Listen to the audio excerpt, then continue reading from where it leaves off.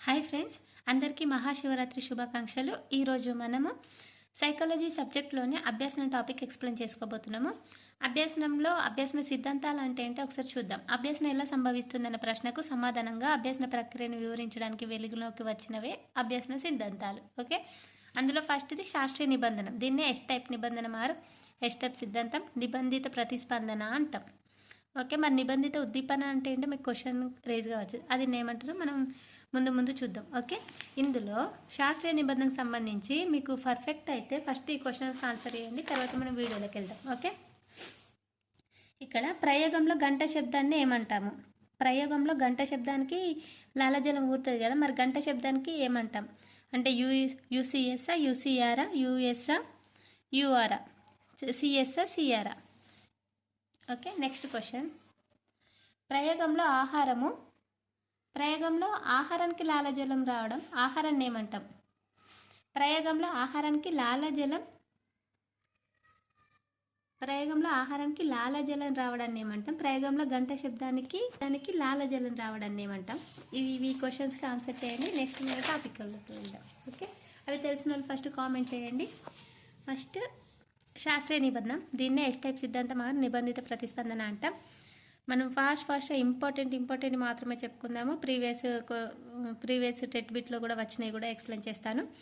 దీనిని రష్యా దేశంకి చెందిన ఇవన్ పెట్రోవిచ్ పావ్లోవ్ రూపొందించాడు. ఈయన శరీర ధర్మ శాస్త్రవేత్త. ఈయన జంతువుల మొక్క జీర్ణక్రియలపై ప్రయోగాలు చేసి the work of digestive glands అనే గ్రంథంలో పొందుపరిచాడు. ఇతను ఏం చేసిండు? శరీర ధర్మ శాస్త్రవేత్త కాబట్టి జంతువులపై జీర్ణక్రియలపై పరిశోధన చేసి the work of digestive glands అనే గ్రంథంలో పొందుపరిచాడు. ఈ ఏ దేశం? రష్యా దేశం. ఆయన అసలు పేరు ఇవన్ పెట్రోవిచ్ పావ్లోవ్. ఈయన రచించిన ఇంకో గ్రంథం ఏంటంటే ద కండిషనల్ ఆఫ్ రిఫ్లెక్స్. చాలా ఇంపార్టెంట్. ఏ విధంగా అడుగుతారంటే మొన్న ఆన్ మెమొరీ గ్రంథం ఎవరు రాశారు అని మ్యాచింగ్స్లో ఇచ్చారు. On memory, the conditional of reflex అని ఇచ్చి ఇటు శాస్త్రవేత్తలు ఇటు ఇచ్చారు. ఏంటిది? ఎబ్బింగాసు, ఇవన్ పావ్లోవ్ ఆ విధంగా ఇచ్చారన్నట్టు. ఇట్లా మ్యాచ్ చేయాలి అంటే మనకు గ్రంథాలు తెలిస్తేనే కదా మ్యాచ్ చేయొచ్చు. The conditional reflex Pavlov. ఈయన 1904లో నోబెల్ బహుమతి వచ్చింది. నెక్స్ట్ నిబంధనగా ఒక ఉద్దీపనకు జీవిలో అంతకుముందు వ్యక్తం చేయని ప్రతిస్పందనలను రాబట్టడం. అంటే ఒక ఉద్దీపనకు అంతకుముందు లేనటువంటి ప్రతిస్పందనలు రాబట్టడాన్ని నిబంధన అంటాం. ఎగ్జాంపుల్, హాస్టల్ జీవితానికి అలవాటు పడిన విద్యార్థి సెలవుల్లో ఇంటికి వచ్చిన తర్వాత పక్క చర్చిలో గంట మోగిన వెంటనే భోజనానికి అలవాటు పడడం. ఎప్పుడన్నా చర్చిలో గంట మోగితే మనకు ఆకలి అవుతుందా? కాదు. అదే గంట హాస్టల్లో మోగింది. హాస్టల్లో మోగిన గంటకు అలవాటు పడబడంటే చర్చిలో కూడా అదే గంట మోగేసరికి ఆకలి అవడం అంటే అసహజ ప్రతిస్పందన, అసహజ ఉద్దీపన వచ్చింది మనకు ఈ విధంగా. ఓకేనా? అంటే అది అంతకుముందు వ్యక్తం చేయని ప్రతిస్పందనలు రాబట్టడం కదా, దాన్ని నిబంధన అంటాం. నెక్స్ట్ ఇక్కడ ఆహారానికి లాలజలం రావడాన్ని ఏమంటాం? సహజం. మన ఆహారం చూడంగానే లాలజలం రావడం సహజం. మరి గంట శబ్దానికి లాలజలం వస్తే అదే అసహజం. సహజాన్ని ఏమంటే నిర్నిబంధిత అంటాం, అసహజాన్ని నిబంధిత ఉద్దీపన అంటాం. నెక్స్ట్ ప్రయోగంలో ఉద్దీపనల ప్రతిస్పందనలు ఏంటో చూద్దాము. మన ప్రయోగంలో ఉద్దీపనలు ఏంటి? ఆహారం. ప్రతిస్పందన ఏంటి? లాలజలం. మరి ఉద్దీపన ఏమంటారు? సహజ ఉద్దీపన లేదా నిర్నిబంధిత ఉద్దీపన లేదా అన్కండిషనల్ స్టిమ్యులస్, యూసీఎస్ అంటాం.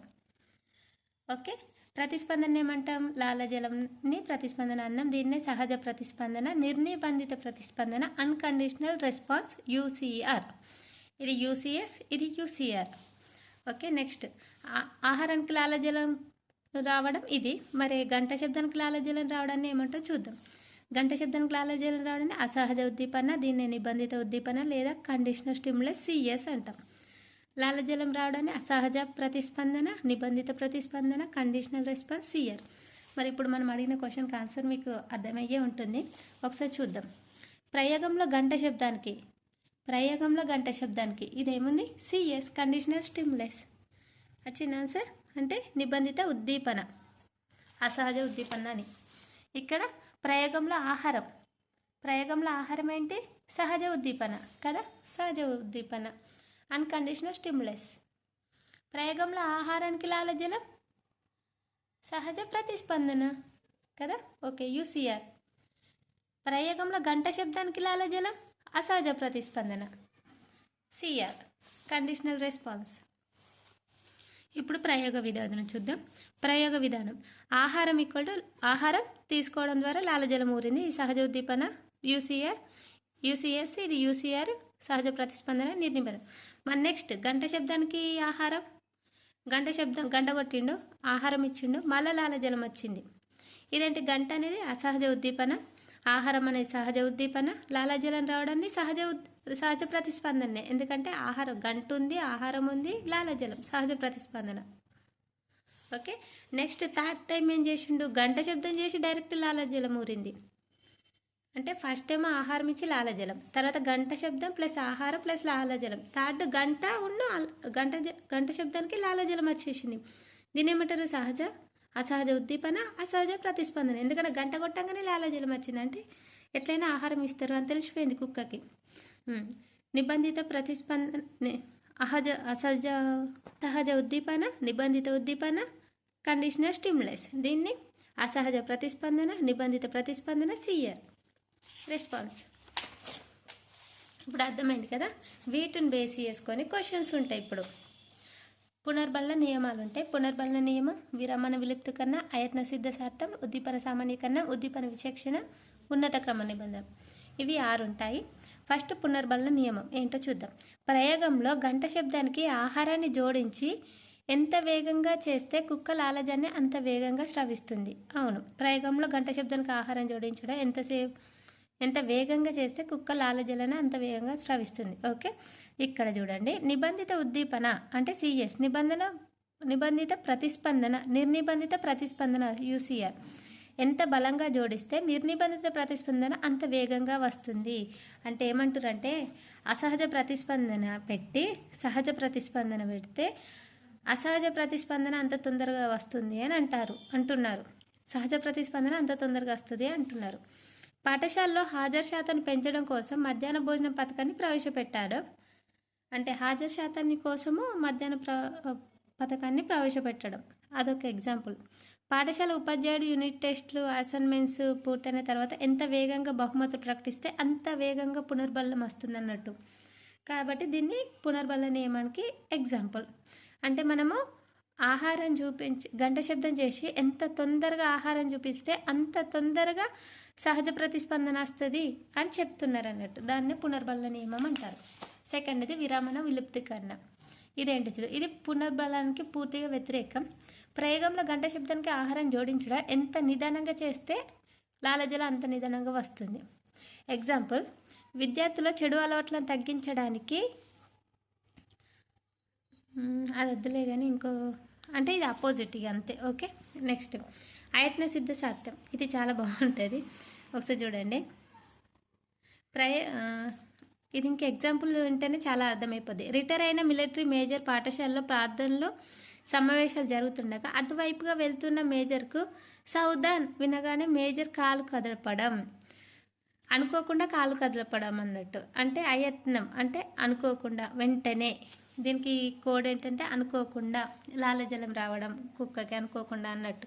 ఇక్కడనేమో రిటైర్ అయిన మిలిటరీ అది సౌదాన్ స్వస్థన తను చేసి ఒక వేరే వైపు వెళ్తుండగా వెంటనే సౌదాన్ అనగానే కాలు ఇట్లా టర్న్ చేయడము అనుకోకుండా జరిగిపోయింది కాబట్టి దాన్ని అయత్న సిద్ధ సార్థం అంటాము. నెక్స్ట్ సామాన్యీకరణ. ఇది చాలా చాలా ఇంపార్టెంట్. అయత్న సిద్ధ సార్థానికి ఇక్కడ ఇంకో ఎగ్జాంపుల్ ఉంది, ఒకసారి చూద్దాం. 2021కి అలవాటు పడిన విద్యార్థి 2022 సంవత్సరం జనవరి నెలలో 2001గా రాయడం. అంటే 21 అలవాటు పడి 21 రాయడం అలా. ఓకే, నెక్స్ట్ సామాన్యీకరణం. పోలిక. సామాన్యీకరణం అంటే పోలికకు సంబంధించి. ప్రయోగంలో గంట శబ్దానికి అలవాటు పడిన కుక్క క్రమంగా హార్న్, బజర్ శబ్దాలు కూడా లాలజలాన్ని స్రవించడం. తెల్లనివన్నీ పాలు అని అనుకోవడం. అంటే దీనికి ఒక సామెత ఏంటంటే తెల్లనివన్నీ పాలు అనుకోవడం. చూద్దాం ఎగ్జాంపుల్. పాము అంటే భయపడే విద్యార్థి చీకట్లో తాడును చూసి పాము అని భయపడడం.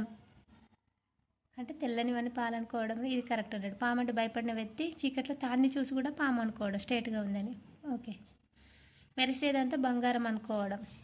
బడిగంటకు అలవాటు పడిన విద్యార్థి గుడిగంట మోగిన వెంటనే కూడా పాఠశాలకు వెళ్ళడం, సామాన్యీకరణ. ఓకే, మరి ఉద్దీపన విచక్షణ అంటే ఏంటో చూద్దాం. భేదాన్ని గుర్తించడం అన్నట్టు. ఇది సామాన్యీకరణం అంటే పోలిక, ఉద్దీపన విచక్షణ అంటే భేదాన్ని గుర్తించడం. ఎగ్జాంపుల్ చూస్తే బాగా అర్థమవుతుంది. అండాకారపు రింగు ఇదే ఇచ్చారు మొన్న ఎగ్జాంపుల్లో. అండాకారంగా రింగును చూపించి ఆహారాన్ని ఇచ్చేవాడు కాదు. కొత్త కాలానికి కుక్క వలయాకారపు రింగు చూసిన వెంటనే లాలజని స్రవించడా. అండాకారపు రింగును చూసిన వెంటనే లాలజని స్రవించలేదు.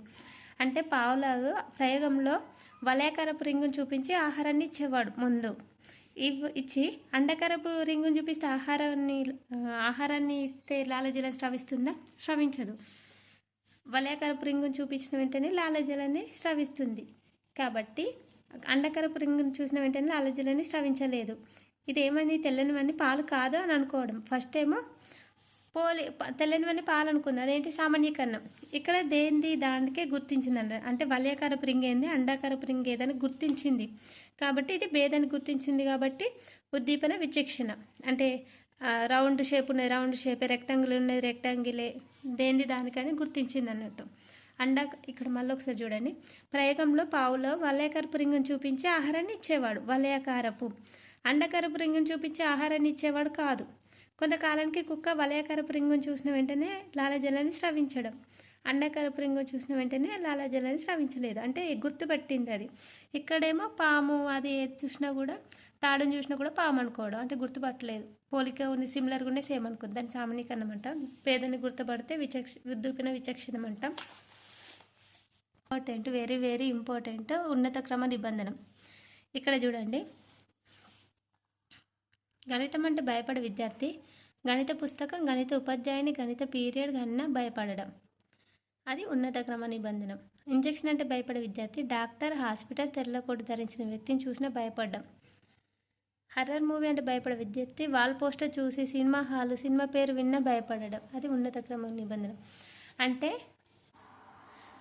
ప్రయోగంలో గంట శబ్దానికి అలవాటుపడిన కుక్క క్రమంగా దీపపు వెలుతురు చూసిన, దీపాన్ని చూసిన, కొవ్వొత్తిని చూసిన లాలజలాన్ని స్రవించడం అన్నట్టు. అంటే ఫస్ట్ లైట్ వేస్తాడు, తర్వాతనేమో బాటిల్, తర్వాత ఇప్పుడు ఎగ్జాంపుల్ అన్నట్టు క్లాస్ రూమ్కి వచ్చేటప్పుడు ఫస్ట్ లైట్ వేస్తారు, తర్వాత బాటిల్ కనిపిస్తుంది, తర్వాత సార్ వస్తాడు. అట్లా ప్రయోగంలో గంట శబ్దానికి అలవాటు పడిన కుక్క క్రమంగా దీపపు వెలుతురు చూసిన, దీపాన్ని చూసిన, కొవ్వొత్తిని చూసినా లాలజలాన్ని స్రవించడం. దానికి రిలేటెడ్ ఏమున్నా కూడా భయపడనాన్ని ఉన్నత క్రమ నిబంధనం అంటాము. దానికి ఎగ్జాంపుల్ ఉన్నత క్రమ నిబంధనకి సామాన్యీకరణకి ఒకసారి డిఫరెన్స్ చూద్దాం. ఎందుకంటే ఇవి రెండు దగ్గర సేమ్ ఉంటాం.